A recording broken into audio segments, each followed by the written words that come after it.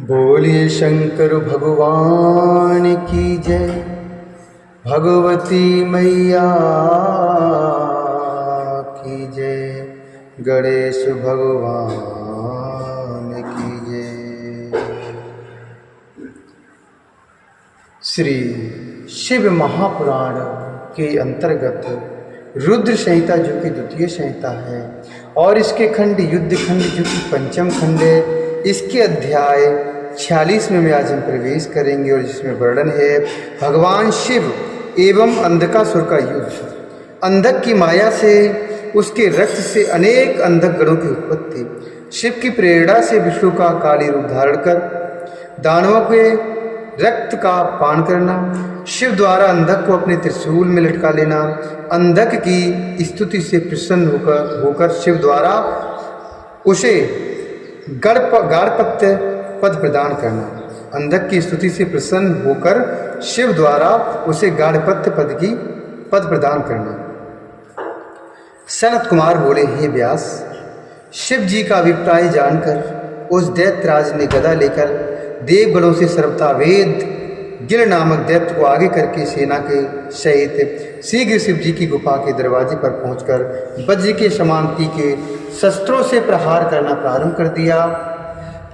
कुछ दैत्यों ने वीरक पर और कुछ दैत्यों ने पार्वती पर शस्त्रों से प्रहार किया। कुछ दैत्यों ने गुफा के मनोहर द्वार को तोड़ दिया। कुछ ने द्वार पर लगे पत्र, पुष्प, फल, मूल तथा मनोहर जल एवं उद्यान मार्गों को नष्ट कर दिया। कुछ ने प्रसन्न होकर पर्वत के दीप्तमान शिखरों को तोड़ दिया। तदंतर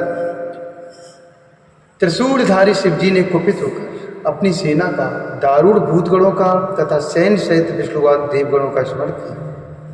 शिवजी के स्मरण करते ही रथ, गज, घोड़े, बैल, गाय, ऊंट, गधे, पक्षीगण, सिंह, व्याघ्र, मृग, सूकर, सारस, मीन, मत्स्य, शिशुमार, सर्प, सैकड़ों प्रेत, पिशाच, दिव्य विमान, तालाब, नदी, नद, पर्वत, वाहन एवं अन्य जीवों के साथ समस्त देवता उपस्थित हो गए और हाथ जोड़कर शिव जी को प्रणाम कर निर्भय होकर स्थित हो गए। उसके अनंतर शिव जी ने वीरक को सेनापति बनाकर थके वाहन वाले उन देवताओं एवं युद्ध में निश्चित विजय पाने वाले प्रधान वीरों को भेजा। महेश्वर के द्वारा भेजे गए उन सभी देवगणों ने उस गिल सहित दैत्यराज की सेना के साथ निरंतर प्रलय काल के समान मर्यादाहीन घनघोर युद्ध किया। तब विघसने युद्ध करते हुए उन ब्रह्मा, विष्णु, सूर्य एवं चंद्रमा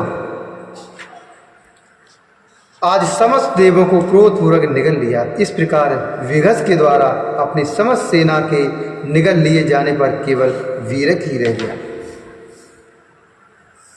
तब संग्राम भूमि को छोड़कर उस गुफा में प्रवेश करके सिर झुकाकर काम शत्रु शिव जी को प्रणाम करके वक्ताओं में श्रेष्ठ वह वीरक दुखी होकर उनसे सारा वृतांत कहने लगा, हे भगवान, विघस दैत्य ने सारी सेना निगल ली है। वह त्रिलोक गुरु दैत्य विनाशक भगवान विष्णु को निगल गया। उसने सूर्य तथा चंद्रमा को, वरदायक ब्रह्मा तथा इंद्र को निगल लिया। वह यम, वरुण, पवन एवं कुबेर आदि को भी निगल गया है। केवल मैं ही अकेला रह गया हूं। मुझे अब क्या करना है? स्थितो वश्यमेक प्रवः, स्थितो वश्यमेकः प्रवः, किमिहि करणीयं भवतु मे। अजेयो दैत्येन्द्रः प्रमुदितमना दैत्यसहिता, प्रमुदितमना दैत्यसहिता। अजेयं त्वां प्राप्तः प्रतिभयमना मारुतिगतिः, स्वयं विष्णुर्देवः कनककश्यपं कश्यपोषुतम्। मैं केवल मैं ही अकेला रह गया हूँ। मुझे अब क्या करना है? वह अजय दैत्यपति सेना सहित प्रसन्नचित है। मैं भयभीत होकर वायु के समान वेगवान होकर आप अजय के पास आया हूँ। भगवान विष्णु ने अपना मुख फैलाकर कश्यप पुत्र हिरण्यकश्यप को अपने तीव्र नखों से विदीर्ण किया था। वे भक्तों के वशीभूत होकर त्रिलोकी के कंटकों का नाश करने में प्रवृत्त रहते हैं। पूर्व काल में उन्हें वशिष्ठ आदि लोक रक्षक सप्तऋषियों ने शाप दिया था कि तुम दैत्यों के साथ चिरकाल पर्यंत युद्ध करते हुए उनके द्वारा निगल लिए जाओगे। इसके बाद जब विष्णु ने विनम्र होकर मुनियों से प्रार्थना की कि हे मुनिगणों, इस घोर साप से मेरा छुटकारा कैसे होगा, तब क्रुद्ध हुए उन मुनिगणों ने कहा, युद्ध काल में जब घोर बाणों की वर्षा कर विगस नामक दैत्य में निगल लेगा, तब तुम अपने घूसों से उसके मुख पर प्रहार कर निकलोगे। तब तुम अपने घूसों से उसके मुख पर प्रहार करके निकलोगे। तत्पश्चात पुण्याश्रम बद्रीवन नामक हरिग्रह में जब तुम अवतार लोगे, तब शाप रहित होकर अपने परमात्मा रूप में अवस्थित हो जाओगे। तभी से वह निगिल नामक दैत्य प्रतिदिन भूखा रहकर बड़ी प्रसन्नता के साथ युद्धस्थल में घूमता रहता था। जिस प्रकार जगत को प्रकाशित करने वाले सूर्य एवं चंद्रमा से राहु शत्रुता करता है, उसी प्रकार देवताओं के परम शत्रु शुक्राचार्य देवों के द्वारा मारे गए सभी दैत्यों को संजीवनी विद्या के स्तुति पदों से व्रण रहित कर जीवित कर देती हैं। आपको तथा मुझे युद्ध स्थल में भले ही प्राण त्याग करना पड़े, किंतु अब आप ही इस युद्ध में प्रमाण हैं और आप ही इस कार्य को संभालेंगे। सनत कुमार बोले, त्रिभुवनपति प्रमथपति सदाशिव पुत्र वीरक की बात को सुनकर बहुत कुपित हुए और देर तक विचार करते रहे। तदंतर उन्होंने सूर्य के समान देदीप्यमान अपने शरीर से उत्तम सामवेद का गान किया और बड़ा अट्टहास किया, जिससे समस्त अंधकार दूर हो गया। तब इस लोक में प्रकाश हो जाने पर वीरक मुनि ने रण में विकृत मुख वाले दैत्यों के साथ पुनः महायुद्ध किया।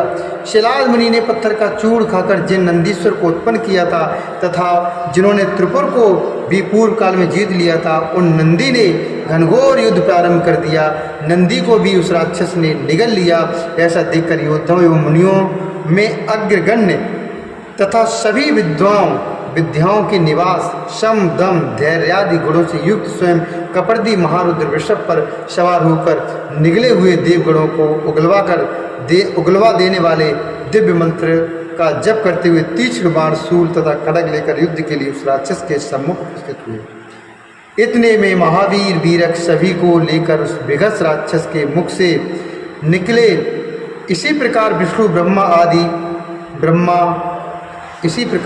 ब्रह्मा इंद्र चंद्रमा सूर्य आज सभी निकल आए।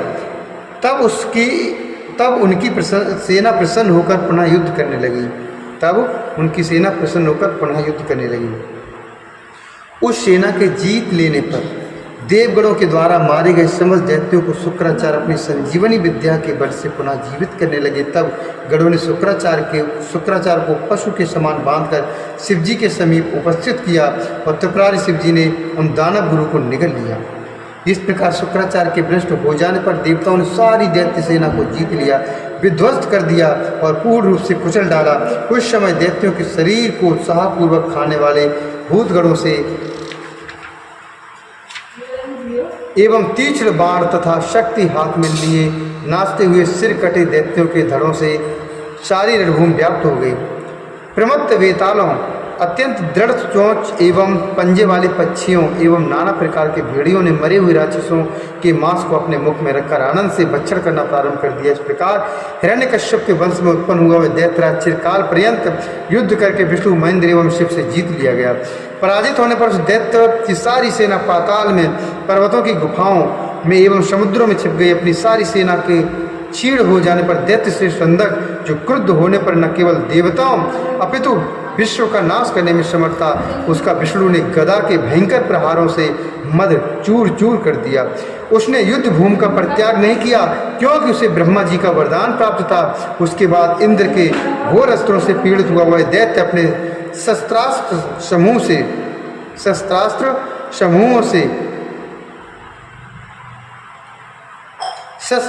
समूहों, वृक्षों, पर्वतों एवं जल के प्रहारों से देवताओं को शीघ्र जीतकर जोर से गर्जना करते हुए प्रमथपति शिव को संकेतों के द्वारा बुलाकर युद्ध भूमि में गिरे हुए अनेक प्रकार के शस्त्रों से युद्ध करता हुआ स्थित रहा। उन सब के समाप्त हो जाने पर वह वृक्षों, सर्पों, वज्र के समान शस्त्रों द्वारा तथा संबर की सैकड़ों माया एवं कपट रचना द्वारा गिरजा एवं महादेव को पीड़ा पहुंचाने लगा। शंकर के समान महावीर देवताओं से अवध्य, महासत्व संपन्न मतिमान, सैकड़ों वरदान पाने से उन्मत्त हुए दैत्य अंधक ने शंकर को जीतने के लिए एक और माया की। यद्यपि उसका शरीर देवताओं के शस्त्रास्त्रों के द्वारा जर्जर उठा था, उसकी माया के प्रभाव से उसके गिरे हुए रक्त बिंदुओं से अनेक विकृति बदन अंधकगण रणभूमि में व्याप्त हो गए। तब प्रलयकालीन अग्नि के समान शरीर धारण करने वाले त्रिपुरारी सदाशिव ने अपने त्रिशूल से उन दैत्यों का भेदन प्रारंभ किया। इस प्रकार शिव जी के त्रिशूल के प्रहार के आघात से मांस विदीर्ण हो जाने के कारण प्रवाहित रक्त बिंदुओं से अनेक अंधक उत्पन्न प्रकट होने लगे। तब महाबुद्धिमान विष्णु ने शंकर जी को बुलाकर योग द्वारा अत्यंत विकृत मुख वाला उग्र, अजय, कराल तथा अत्यंत शुष्क स्त्री का रूप धारण कर लिया। अनेक भुजाओं से युक्त तथा कुपित भगवान विष्णु उस युद्ध स्थल में शंकर जी के कान से प्रकट हुए। युद्ध भूमि उत्पन्न हुई। वे देवी अपने युगल चरणों से पृथ्वी को शोभित करने लगी। सभी देवगण उनकी स्तुति करने लगे। उसके बाद शंकर जी की प्रेरणा से क्षुधा से व्याकुल वे देवी बांस की कीच से युक्त उस रणभूमि में दैत्यपति के शरीर से निकले हुए उस रुद्र का पान करने लगी। इस प्रकार रक्त के सूख जाने पर वह दैत्य अकेला होने पर भी अपने कुल क्रमागत सनातन छात्र धर्म का स्मरण करता हुआ अपने वज्र के समान भूसों, जानू, चरणों, नखों, भुजाओं तथा सिर के द्वारा शंकर से युद्ध करता रहा। इस प्रकार युद्ध कर तब वह रण में शांत हो गया। बाद में क्रुद्ध हुए शिव जी ने अपने त्रिशूल से उसका हृदय विदीर्ण कर दिया और स्थाणु के समान उसके ठूंठ शरीर को त्रिशूल पर टांग कर आकाश में उठा लिया। उसका शरीर सूर्य के ताप से सूखने लगा। पवन प्रेरित जलपूर्ण बादलों ने उसके शरीर को गीला कर दिया और उसका शरीर जीर्ण शीर्ण हो गया। सूर्य की किरणों से संतप्त हिमखंडों से खंडित होने पर भी उस दैत्यराज ने प्राण त्याग नहीं किया और वह भगवान शंकर की निरंतर स्तुति करता रहा। यह देखकर करुणा सागर परम दयाल भगवान शंकर ने उसकी स्तुति से प्रसन्न होकर उसे गाढ़ पद प्रदान किया। उस समय युद्ध के अंत में भुवनपति श्रीहरि, ब्रह्मा तथा समस्त देवताओं ने शंकर जी की विधि पूर्वक पूजा कर कंधा झुकाकर मनोहर एवं सार गर्भित स्तुतियों से उनकी स्तुति की तथा प्रसन्न होकर उनकी जय जयकार करके वे सुखी हो गई। तत्पश्चात भगवान भूतपति नाना प्रकार की सामग्री से पूजित देवगणों को सत्कार सहित विदाकर पार्वती के साथ प्रसन्न होकर गुहा में पीड़ा करने लगे। उस समय वे घोर विगत के मुख से पाप रहित पुत्र वीरक के निकल जाने से बड़े ही प्रसन्न हो रही थी। उस समय वे घोर विगस के मुख से पाप रहित पुत्र वीरक के निकल जाने से बड़े ही प्रसन्न हो रही थी। इससे इसी महाप्राण द्वितीय रुद्र संहितायां पंचम युद्ध खंडे अंधक वधोपाख्याने अंधक युद्ध वर्णन नामक षष्ठ चत्वारिंशो अध्याय। इस प्रकार से इसे महाप्राण के अंतर्गत द्वितीय रुद्र संहिता के पंचम युद्ध खंड में अंधक वधोपाख्यान में अंधक युद्ध वर्णन नामक 46वां अध्याय पूर्ण हुआ। बोली शंकर भगवान की जय। श्री हरि नारायण भगवान की जय। भगवती मैया की जय।